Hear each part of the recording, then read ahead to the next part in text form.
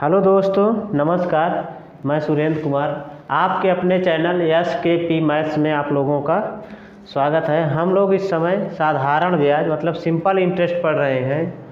देखिए, simple interest से basic जो है हम वो कंप्लीट कर चुके हैं। आज थोड़ा ट्रिक की ओर चलेंगे, यानी अन्य जानकारी के साथ SI पढ़ेंगे कि किस प्रकार हम निकाल सकते हैं साधारण ब्याज और मिश्र धन। देखिए, आप ब्याज बराबर या साधारण ब्याज बराबर मूलधन गुणे दर गुणे समय बटे 100 ये वाले सूत्र से हल कर चुके हैं। ठीक, उसके बाद RT बराबर n-1 इंटू 100 ये वाला फार्मूला का भी प्रयोग कर चुके हैं। ये दोनों ही सूत्र वेरी इंपॉर्टेंट हैं। उसके बाद आज चलते हैं कि अन्य तरीके से किस प्रकार निकाला जा सकता है, जल्दी से जल्दी ब्याज किस प्रकार हम गणना कर सकते हैं। जैसे दिया गया प्रश्न में 2300 रुपये को 3 वर्ष के लिए साधारण ब्याज की एक योजना में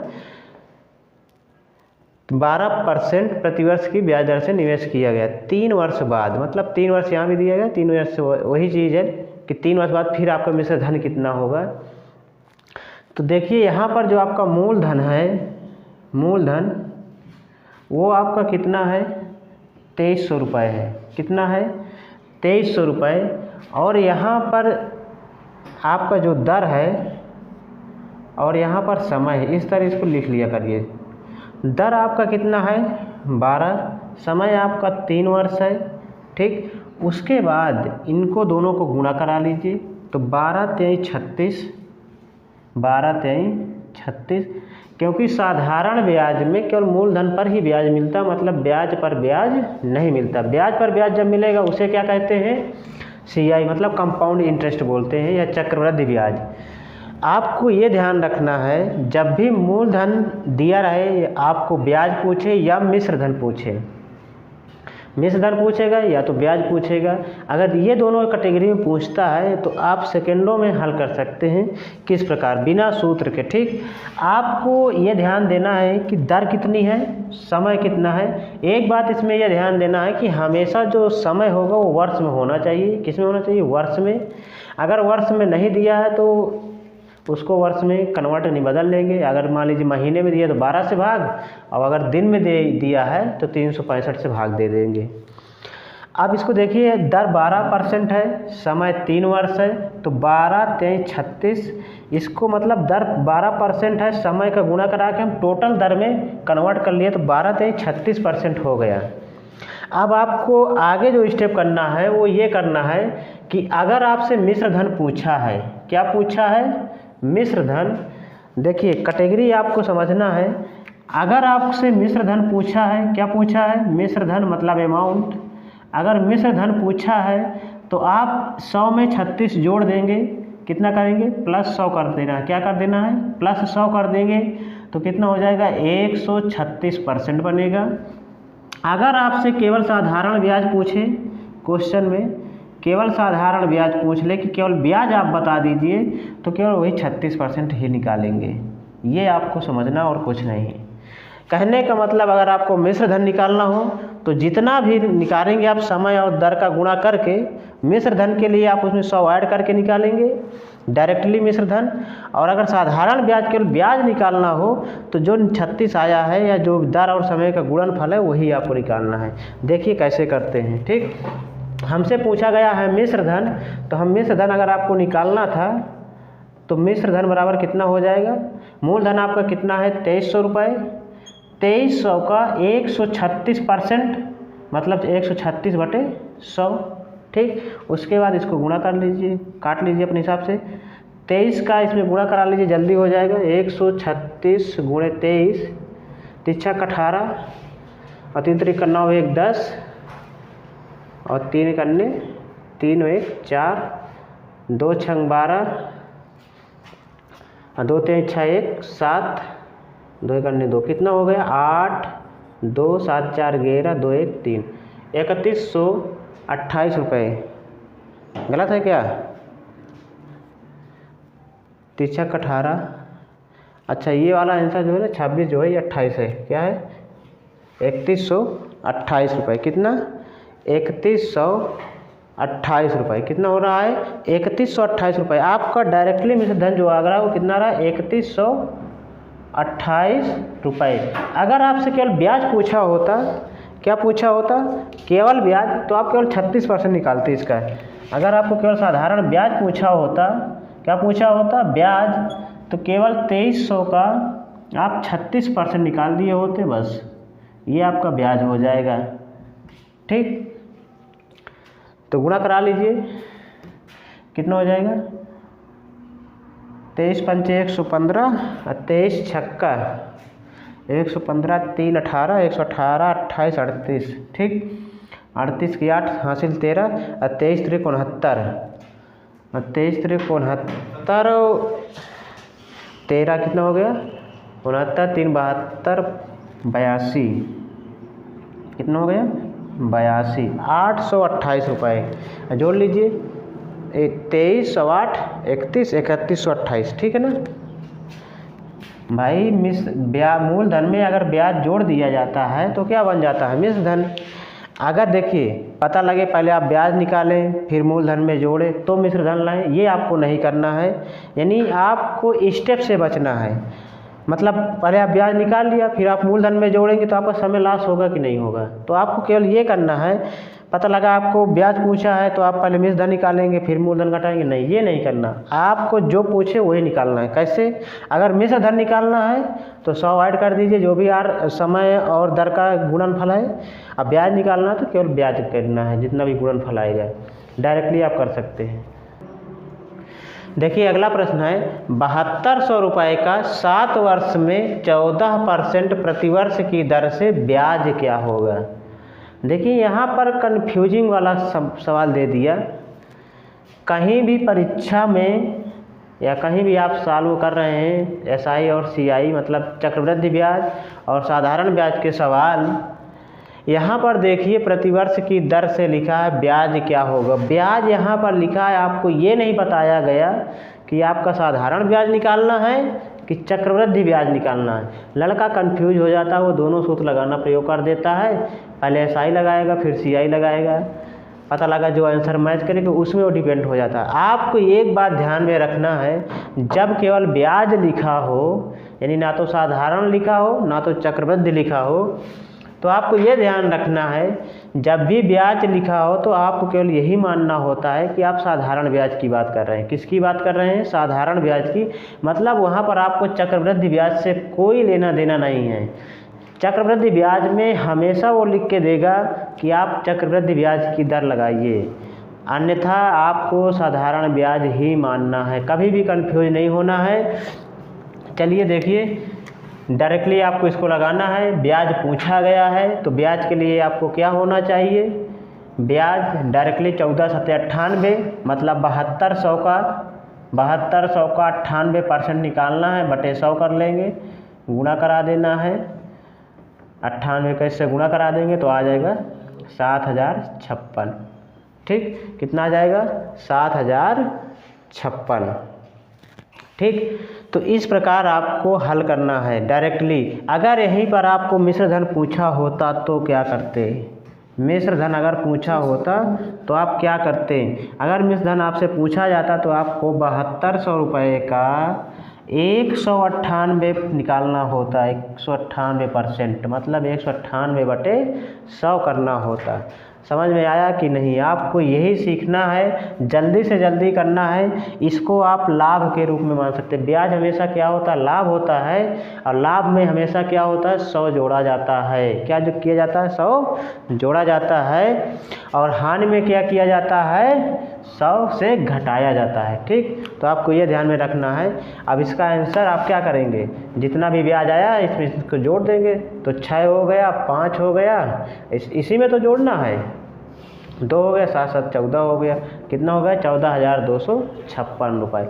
क्यों भाई, ब्याज में मूलधन जोड़ दिया जाता तो मिश्र धन आ जाता है, तो क्यों हम गुणा कराएं, क्योंकि हमारे पास दोनों गणनाएं हैं।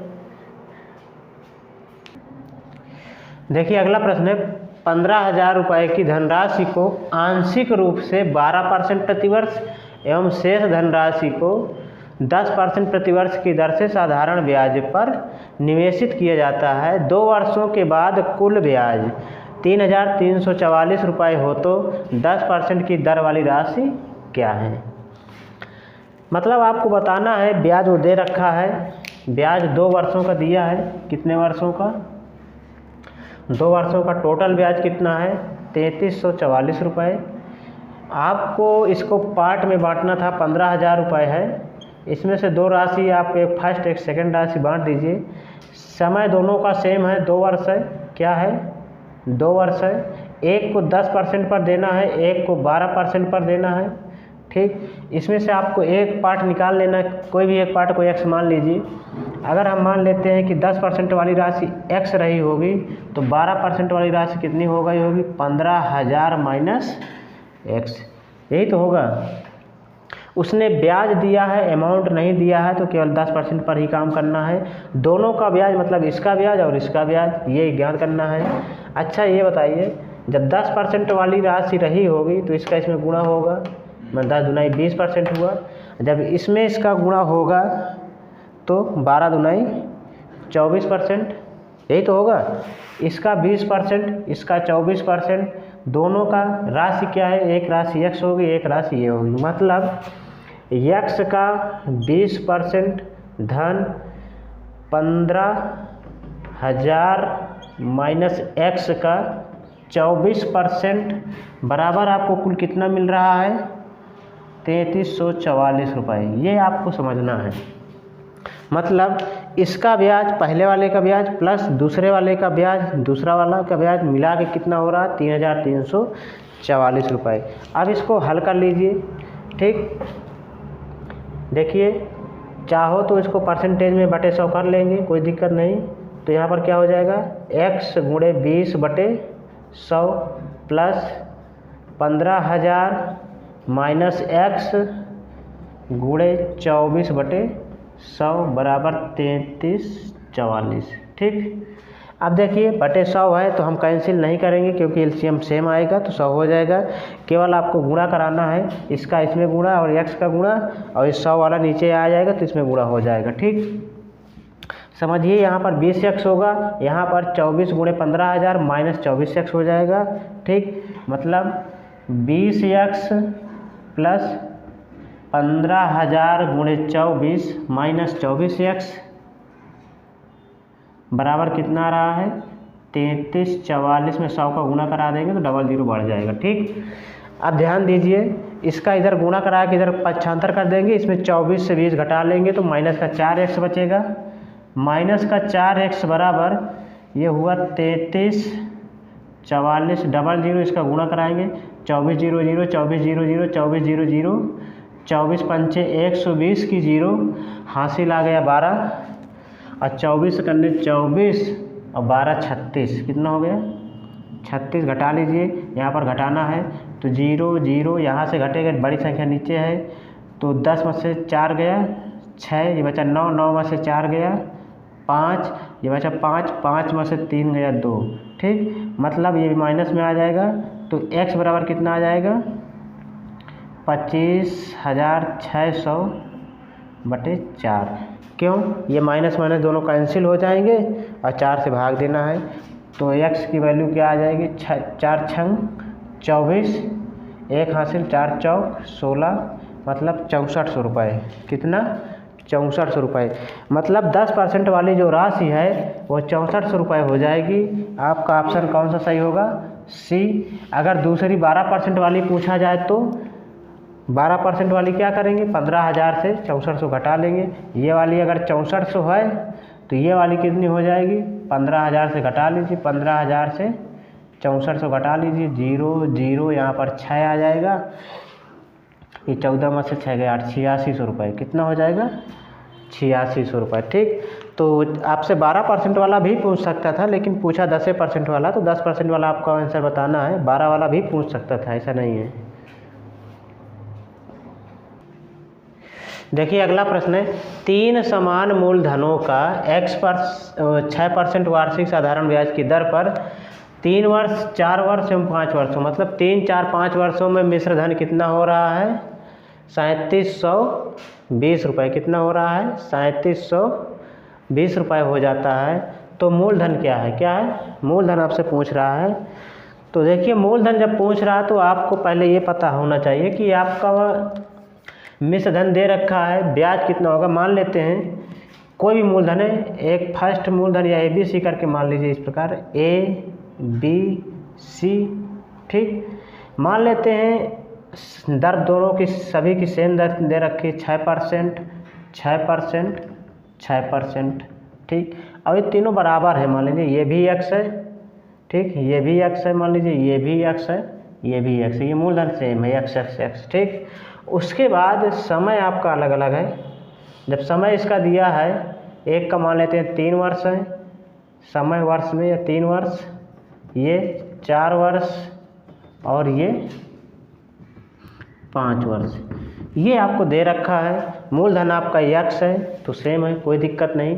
टोटल अगर मिश्र धन हम अगर A का मिश्र धन निकालेंगे, मिश्र धन की बात जब भी की जाती है तो 100 जोड़ के आते हैं, तो कितना हो जाएगा 36 18, 100 जोड़ देंगे तो कितना हो जाएगा। ये मिश्र धन की बात कर रहे हैं, ब्याज की नहीं। मिश्र धन दिया गया तो मिश्र धन की बात करेंगे, तो 3 18 मतलब 118, ठीक। यहाँ पर 6 को 24 मतलब 124% में आ जाएगा ये, ठीक, टोटल।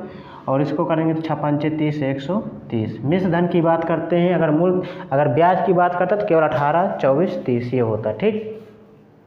मिश्र धन में क्या करते हैं, 100 जोड़ के ही लाना है, पहले बताया जा चुका है। मिश्र धन में क्या करते हैं, 100 जोड़ के, तो 36 18, 100 जोड़ दिए 118, 6 को 24, 100 जोड़ दिए 124, 6 5 30, 100 जोड़ दिए 130, ठीक।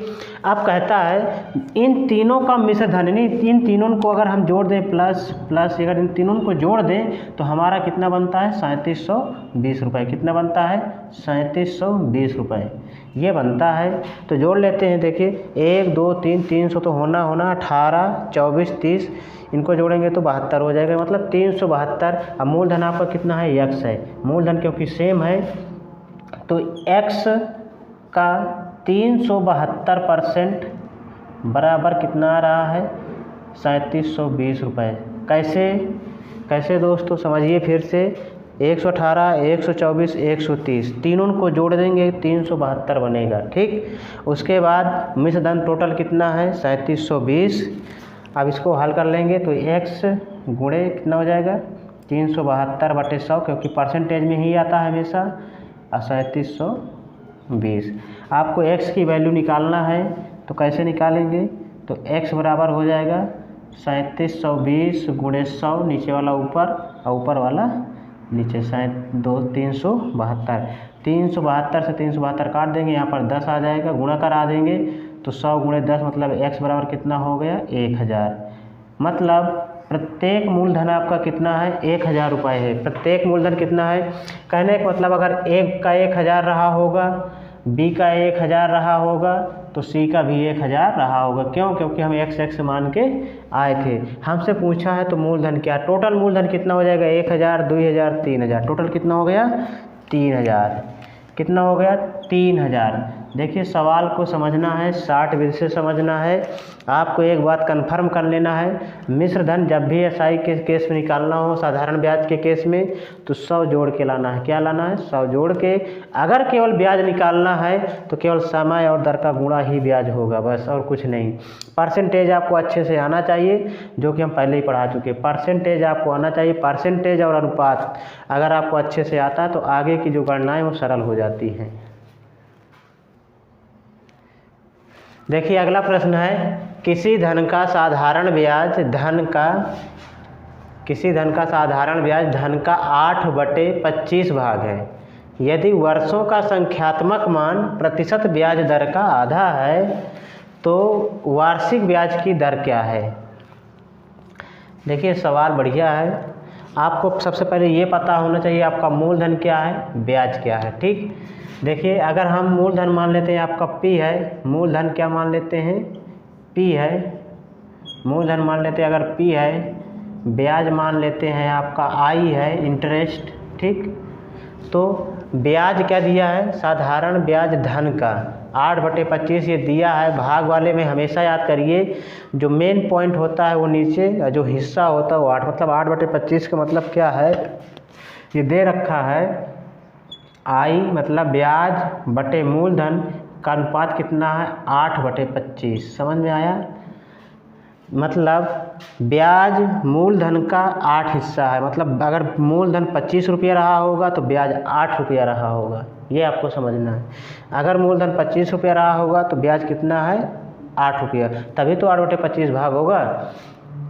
अब वर्षों का संख्यात्मक मान, मतलब वर्षों का मतलब समय मान लीजिएगा टी है, समय आपका क्या है टी है, समय का संख्यात्मक मान प्रतिशत ब्याज दर का आधा है, मतलब टी क्या है, दर क्या है, आर है, आर का आधा है, मतलब टी बराबर क्या है R/2 है।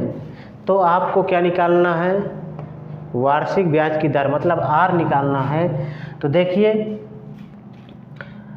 अगर हम इसको यहाँ पर गुणा कर दें, वैसे भी ब्याज बराबर क्या होता है, अभी हम लोग क्या करके आए हैं, ब्याज सोचिए थोड़ा। अगर अभी हम पिछले में सवाल में क्या करके आए हैं, ब्याज वाले में क्या होता था आर और समय, मतलब दर और समय का गुणा ही तो ब्याज होता था। ब्याज क्या होता है, दर और समय का गुणा होता है, ठीक। तो आई बराबर क्या लिख सकते हैं 8 गुणे P बटे 25, ठीक। और आई के स्थान पर हम क्या लिख सकते हैं RT लिख सकते हैं, क्या लिख सकते हैं R/T, क्या लिख सकते हैं R/T। आई के स्थान पर क्या लिख सकते हैं, ब्याज बराबर क्या होता है दर इंटू समय, दर इंटू समय। अभी जब हम ब्याज निकाल रहे थे तुमको डायरेक्ट हमने क्या बताया था, जैसे दर 10% हो गए, समय 3 वर्ष हो गए, तो हम ब्याज निकालने के लिए क्या किया, दोनों का गुणा करवा दिया था, 10-30%, ठीक। तो उसी प्रकार है आर और टी, ब्याज क्या होता है हमेशा क्या होता है R/T, तो हम यहाँ पर R और T लिख सकते हैं, समझ में आया, ठीक। आई का मान R/T होता है, या उसी प्रकार यार समझ लीजिए आई बराबर PRT होता है, नहीं होता, होता है, ठीक है। तो आपको जो निकालना हो, क्या निकालना है ब्याज।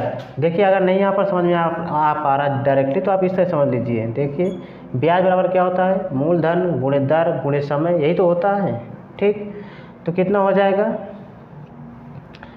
मूलधन आपका P है, R गुणे समय T बटे 100, ठीक।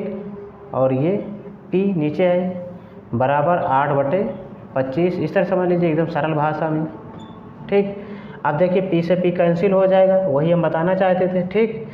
अब आपको T के स्थान पर R/2 रखना है, T के स्थान पर क्या रखना है R/2, क्योंकि समय नहीं निकालना है दर निकालना है, तो T के स्थान पर R/2 रख देंगे। तो R एक पहले से है, R/2 रख दिया, और नीचे 100 है, तो 100 इधर गुणा में आ जाएगा, कितना आ जाएगा 8 गुणे 100/25, ठीक।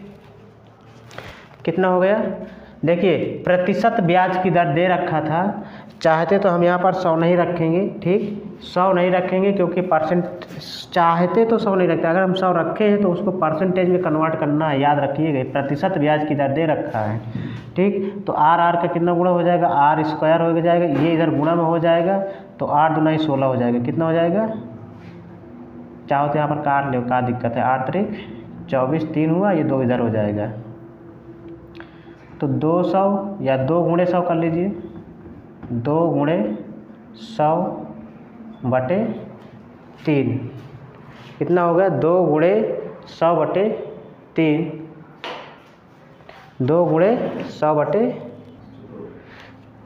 ठीक है। देखिए यहाँ पर एक गलती हो रही भाई, देखिए ये जो 25 है, ये कितना है 25, हम 24 लिखे तो ये गलती हो रही है, यहाँ पर है 25, ठीक, क्या है 25, तो यहाँ पर 3 नहीं आएगा, 25 आएगा, कितना आएगा 25, और ये आपका 8 बना रहेगा, 8 गुणे ये वाला 2 भी पहुँचेगा, और यहाँ पर 100 हो गया, ठीक।